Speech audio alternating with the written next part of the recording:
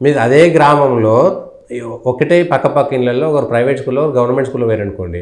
Private స్కూళ్ళల్లో parent teacher meeting అంటే same ఇద్దరు ఒకే సామాజిక వర్గం ఒకే ఆర్థిక పరిస్థితి ఉంటుంది, కానీ వీళ్ళేమో ప్రైవేట్ స్కూల్లో టీచర్ మీటింగ్ పోయిస్తారు, కానీ గవర్నమెంట్ స్కూల్లో ఉన్నట్టు అది ఏం పోతుంది అని అంటారు. ఎందుకంటే ప్రజల్లో కూడా మార్పు రావాల్సిందే కదా. ప్రజల్లో మార్పు రావాలంటే మేము రాకుంటే ఆ పిల్లవాడిని ఏమనొద్దు, మందలించొద్దు, అవును, కొట్టొద్దు, తిట్టొద్దు, ఆయన మనసు బాధ పెట్టేటట్టు మాట్లాడొద్దు.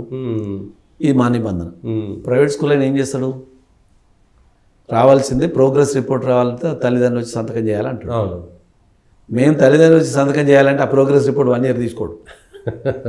అవును, చాలా ప్రజల పరిస్థితి కూడా దుర్బల స్థితిలో ఉంటారు కొంత.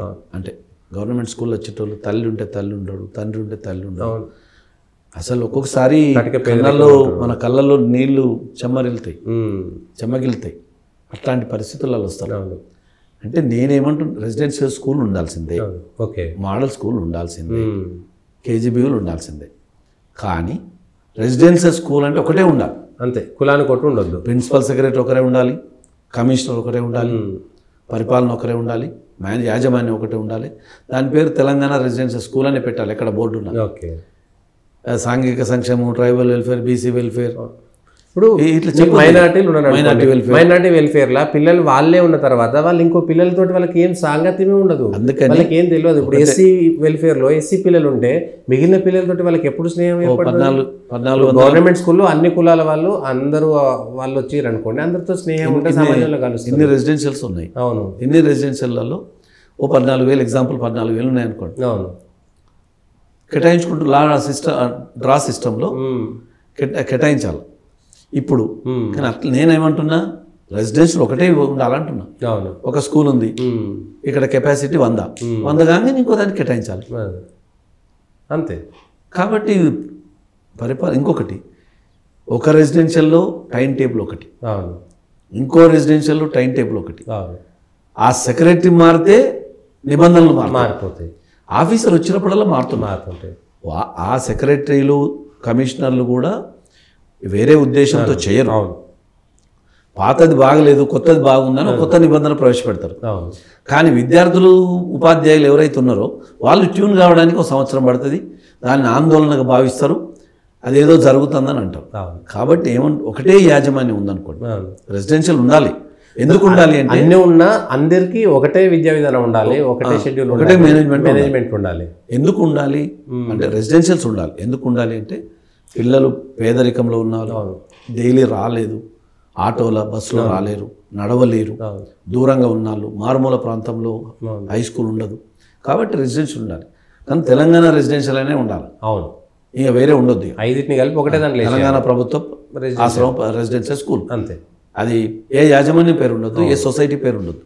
రెండవది, టీచర్లందరినీ ఒకటే పరిపాలన ఉండాలి, వాళ్ళకు కూడా సర్వీస్ కండిషన్స్ ఒకటే అయిపోతాయి. ఇప్పుడు ఒక యాజమాన్యంలో స్కేల్ వేరే ఉంటుంది, అదే కేటగిరీ ఇంకో యాజమాన్యం తక్కువ జీతం ఇస్తారు. ఇందులో ఒక రకమైన టీచర్లు లేరు, రెగ్యులర్ టీచర్లు, కాంట్రాక్ట్ టీచర్లు, అవుట్ సోర్సింగ్, అవర్లీ బేస్డ్ అంటే గంట చెప్తే ఇస్తారు, లేకపోతే అవర్లీ బేస్డ్. మళ్ళీ ఈ కాంట్రాక్ట్ అవుట్ సోర్సింగ్లో మళ్ళీ విధి విధానాలు వేరు. అవర్లీ బేస్డ్ వాళ్ళకి, అది కాంట్రాక్ట్ టీచర్లకి ఒక యాజమాన్యంలో ఒక మంత్లీ వేతనం ఒక ఇస్తే ఇంకో దాంట్లో ఇస్తారు, ఒక దాంట్లో 12 నెలలు ఇస్తారు, ఒక దాంట్లో 10 నెలలు ఇస్తారు. అవర్లీ బేస్డ్ వాళ్ళకి దసరా సెలవులు వస్తే జీతం కట్ చేస్తారు. వాళ్ళు జూన్లో ఉద్యోగంలో చేరిన తర్వాత వేరే ఉద్యోగం చూసుకోలేరు. మరి మీరు పీరియడ్కు ఎంతో రేట్ చోతిస్తే 15 రోజులు సెలవులు ఇస్తే 15 రోజులే కట్ చేస్తే 15 రోజుల జీతం పండగ రాక దసరా పండుగ వస్తే నెల జీతం వస్తేనే సర్దుబాటు చేసుకోకపోతే పండుగ వచ్చిన నెల రోజులలో 10 రోజులు కట్ చేస్తే ఆ టీచర్ నుంచి ఎలాంటి క్వాలిటీ ఎడ్యుకేషన్ని, ఆయన నుంచి ఎలాంటి సర్వీస్ని మనం ఎక్స్పెక్ట్ చేయొచ్చు. నేను ఏమంటున్నా క్లియర్గా సార్, ప్రతి ఉద్యోగి ఉపాధ్యాయుడు ఖచ్చితంగా క్రమశిక్షణతోని విధి నిర్వహణ చేయాల్సిందే. పిల్లలకు చదువు అందాలి అంటే నాణ్యమైన విద్యను అందించాల్సిందే. ప్రభుత్వం విధించిన నిబంధనల ప్రకారం విద్యార్థులకు మంచి సేవలు అందించాల్సిందే. కానీ రకరకాల నిబంధనలు పెట్టి టీచర్ను పనిచేయకుండా చేస్తే ఏం చేయలేరు. టీచర్లు ఎంఆర్సీలో డిప్యుటేషన్లు ఉన్నారు, టీచర్లు డిఓ ఆఫీసులో డిప్యుటేషన్ ఉన్నారు, అనధికారికంగా డిప్యుటేషన్లు కొనసాగుతున్నారు. అవును. ఈ మాట మీరు రేపు రిలీజ్ చేసినాక ఈ అనధికారికమైన డిప్యుటేషన్ కొనసాగే టీచర్ నా మీద గుర్రు ఉంటాడు, ఇక ఉండి నేను ఏం చేస్తానో చూసుకుంటున్నాను. నాకే అవును. టీచర్కి ఏం పని చెప్పండి. అవును. 33 జిల్లాలలో రాష్ట్ర వ్యాప్తంగా 5 డిఓలు రెగ్యులర్ ఉన్నారు. 5 డిఓలు 16 మంది మాత్రం ఎంఈలు. అంటే గత ప్రభుత్వం 33 జిల్లాలుగా విడగొట్టి అవును. 5 డిఓలు ఉంటే 10 జిల్లాలు ఉంటే 5 పోస్టులు ఖాళీ ఉంటాయి అనేటోళ్ళం. అవును. ఇప్పుడు 33 జిల్లాలు ఉంటే 5 డిఓలు ఉన్నారు, 28 ఖాళీ ఉన్నాయి అంటున్నాం. రెండోది ఎవరున్నారు డిఓలు? Superintendent, additional director. వాళ్ళు కూడా ఇష్టంగా లేరు. ఓకే. బలవంతాన్ని ఆయన తప్పు చేసిన ఆ డిఓ ఇన్ఛార్జ్ నుంచి తొలగిస్తామనే ధైర్యం విద్యాశాఖకు లేదు. ఎందుకు లేదు అంటే ఇంకొక ఆయన దొరకడు, లేడు. ఆయన తప్పు చేసిన ఒప్పు చేసిన వాళ్ళతోటే అడ్జస్ట్ కావాలంతే. ఒక్కొక్క డిఓ పేరు చెప్పకూడదు, ఈవెన్ డైరెక్టర్ గారు ఫోన్ కాల్ కూడా అటెండ్ కాని డిఓలు ఉంటారు. అందుకని అంటే ప్రభుత్వ విద్య అనేటువంటిది మిథ్య కాకుండా ఉండాలనేటువంటి అంశంతో ఇవన్నీ మాట్లాడుకోవాల్సి వస్తుంది. అంటే టీచర్ల సమస్యలు సపరేట్, అది వేరే, అది ఎప్పుడైనా ఉంటాయి. కానీ విద్యా విధానం ఎట్లుందనేది ప్రజలకు తెలియజేయడం కోసమే ఈ ఇంటర్వ్యూ యొక్క ముఖ్య ఉద్దేశం. కావాల్సినటువంటి విషయాలు అనేది మాట్లాడుకున్నాం. Okay sir.